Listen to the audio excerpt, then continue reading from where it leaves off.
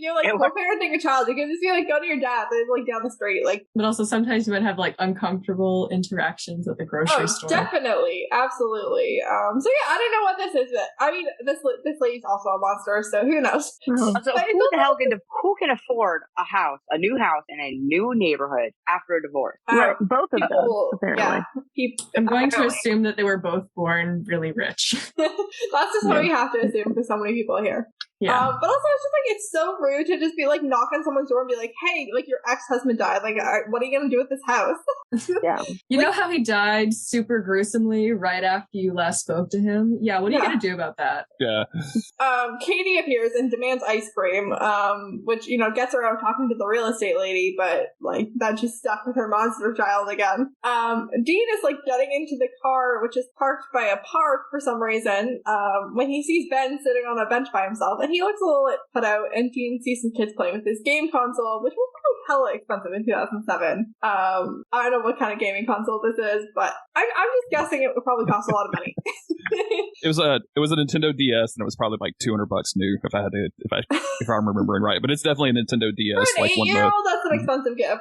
I'm really Extremely glad so. that we have a hashtag gamer on the episode to explain Gamer. Yay. Yes, I never play games. But Yeah, also keep in mind that he may be an 8-year-old, but he's also an only child, and his mom probably dotes on him. This is true. Yeah. And she's rich as heck. She's got that yoga money. I mean, come on. You can't go wrong with yoga money. Naked yoga money if we're right. I know. Lisa's the only yoga instructor making the money. Hey, it was before OnlyFans. She had Yoga instructors. So I'm looking it up right now. A yoga instructor can make on Glassdoor 28K to 68K to 66K. That's not enough to live in That a is house. not enough for that house. She's special. I'm looking at another one right now that's up 94K here in Pennsylvania. That still doesn't feel like enough. That's a really nice Okay, well, I house. live in and it was Indiana. 2007. Cost of living in Indiana is different, and I don't think someone in Indiana would make that. Anyway, Lisa has money somehow, and this is an expensive game to give an 8-year-old, but it's fine. Dean offers to intervene, but Ben stops him and says, only bitches send a grown-up. And, like, Dean respects that attitude. I can see John raising Dean with that kind of attitude. And Dean sends Ben over, and Ben just, like, falls back and kicks Ryan in the groin and, like, takes the game back. Unfortunately, Lisa sees the whole thing and is really unhappy about it. Which I don't blame her. Like, it's really, I'd be upset too. As like I'm not a parent now, but like I imagine I would be upset to see my kid like physically fighting another kid. Mm-hmm. Oh, absolutely. Anybody but John Winchester or Dean Winchester would be upset with this series of events. I think that as Dean goes on in life, I think he might become more upset. Yeah, unless you're my grandma. I take that back what I said because I was reminded that Dean shot Jack to get his attention. Oh damn! Oh yeah, like that Actually, happened. So no. Yeah, I'm going on a tangent about my childhood again, but actually I wasn't even born. But my dad got in a fight once at school, and when they called his dad, my grandpa, the only question my grandpa asked was, "Did he win?" Yeah, he I mean, did. if He you're punched a kid in the braces. If you're gonna start a fight, you better win. But yeah. In my dad's defense, I just want to say this. The kid started it, and he had been bullying him for a very long time. Yeah. There you go. If you're going to get in a fight, you better know what you're doing. But also, like, violence is the answer, and it probably wasn't the answer here. You know what is the answer? I'm going to piggyback on you something my dad did. My dad, instead of fighting somebody, he glued a kid's butt cheeks together. So that is also an answer. Oh, that's creative. It's a choice. I think that might be worse than fighting. I don't know. Yeah, that has lasting trauma. They super glued this kid's butt cheeks together because he was sleeping outside naked. I don't even know. And he glued them together and pressed and hold. And a few hours later, he woke up and couldn't do anything. Never be sleeping that soundly. Not safe. Alcohol had to be involved for someone's butt cheeks to get glued together. I can almost guarantee it. They were like 12. Oh no.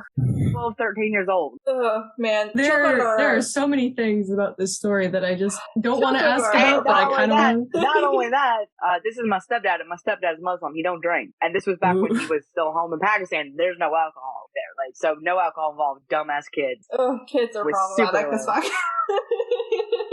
Anyway, back to Supernatural. Back to Lisa specifically. She's real mad. And she starts to like march off with Ben, but Ben runs back and hugs Dean and thanks him. And that's your kid, Dean. That is just your kid. All the kids are watching like really weirdly, and then they all turn to Dean at the same time, and Dean's like, "Oh, these kids are weird."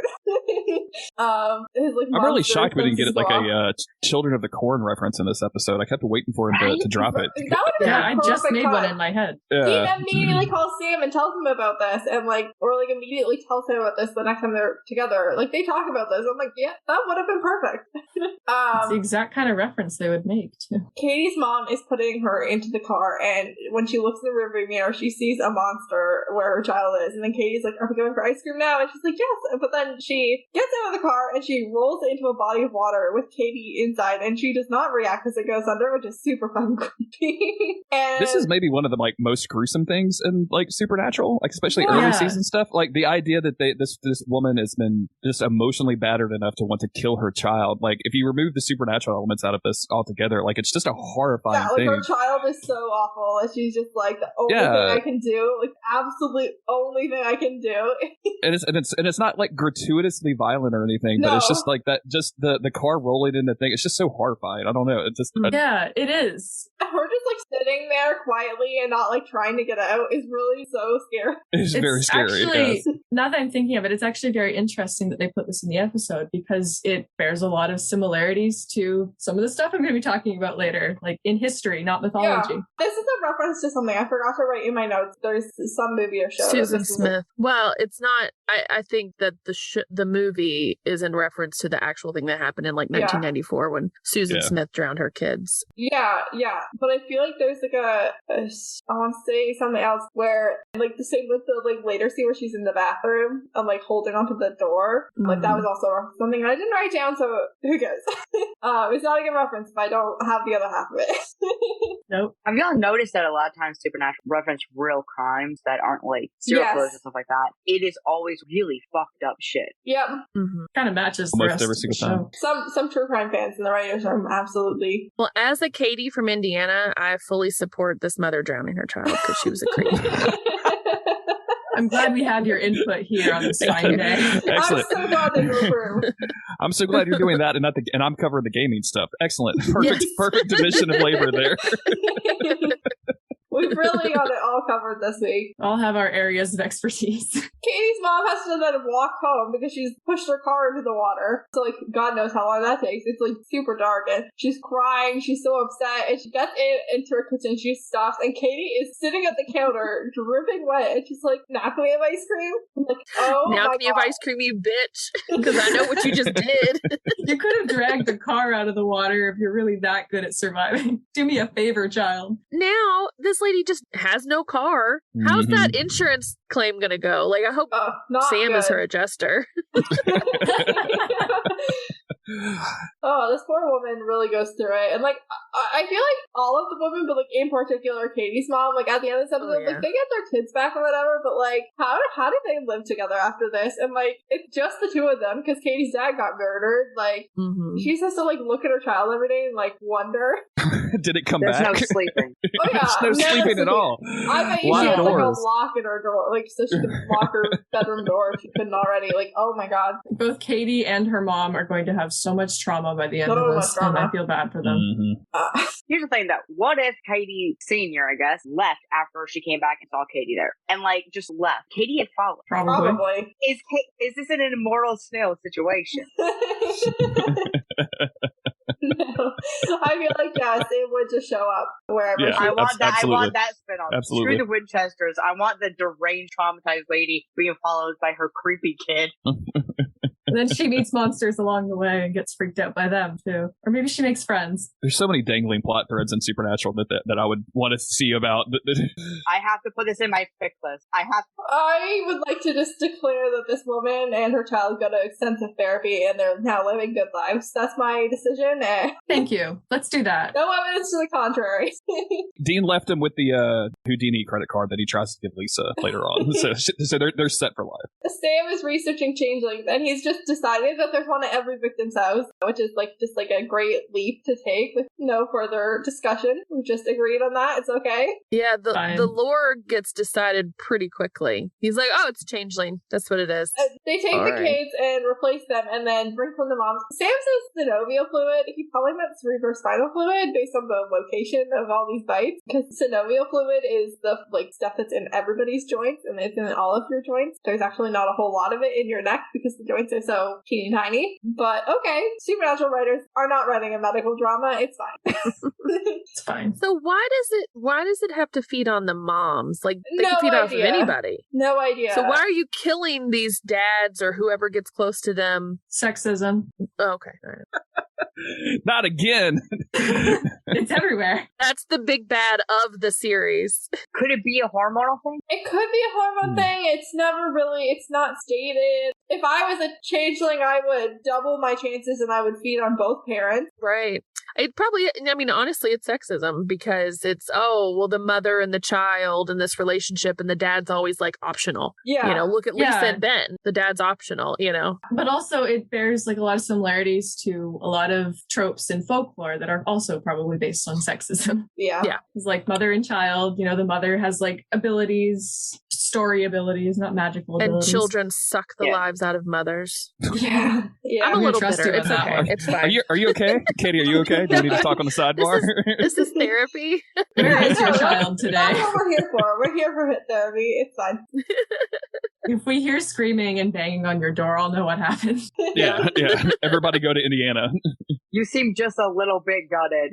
I'm a little bit. And I tell you that Katie's mom with the door locked in the bathroom and she's like this crying. Like I've been there.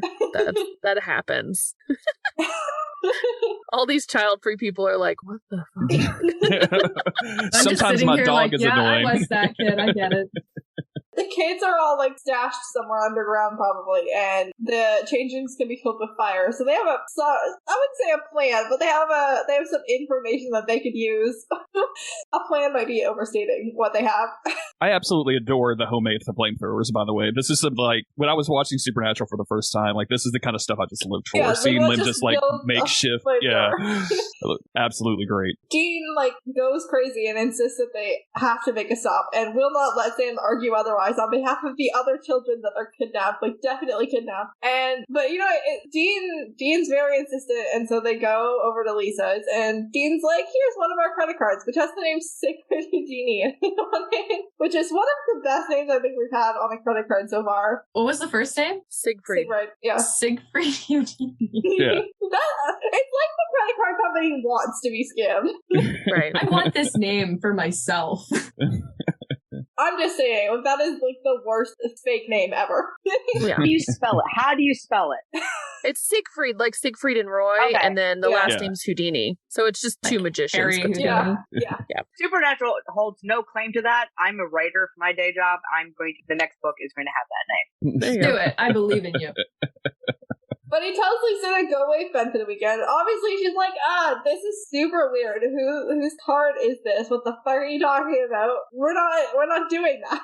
And Ben comes downstairs and he is like, Mommy, make him go away. And Dean's like, oh, that's bad. And he doesn't want to leave, but Lisa literally slams the door in his face, so he's going. And now we're on the clock because now it's personal. Even though, you know, the children were still kidnapped before. It just wasn't Ben, the one child that we actually care about. And the fluid on the window is still fresh, so like he was just taken, and we gotta save Ben. So Dean's like, red, you say? I don't think that's blood. I think that might be dirt, and he might know where the kids are. So they go to an unfinished house where there's red dirt, which was on the windows. And I feel like Sam Winchester should know the difference between red dirt and dried blood, but okay. It didn't look like red dirt to me. Like it was very bright. It was definitely the wrong color to be blood. It was weird. Yeah. Dried blood is brown. Yeah. It is very weird for Sam not to know what blood looks like. On script, that would work because dried blood is brown and red dirt is still like brownish, you know? Like I feel like those would be the same color, but like the props team didn't get it and they put like this bright red cherry juice on the windowsill.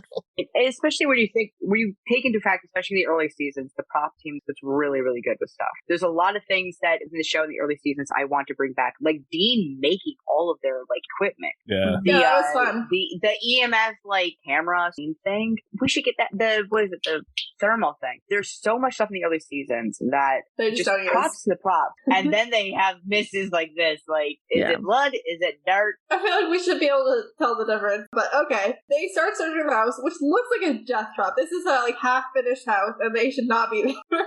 That's where all the neighborhood kids go to like get into trouble and smoke cigarettes. Absolutely. Yeah. Like Definitely.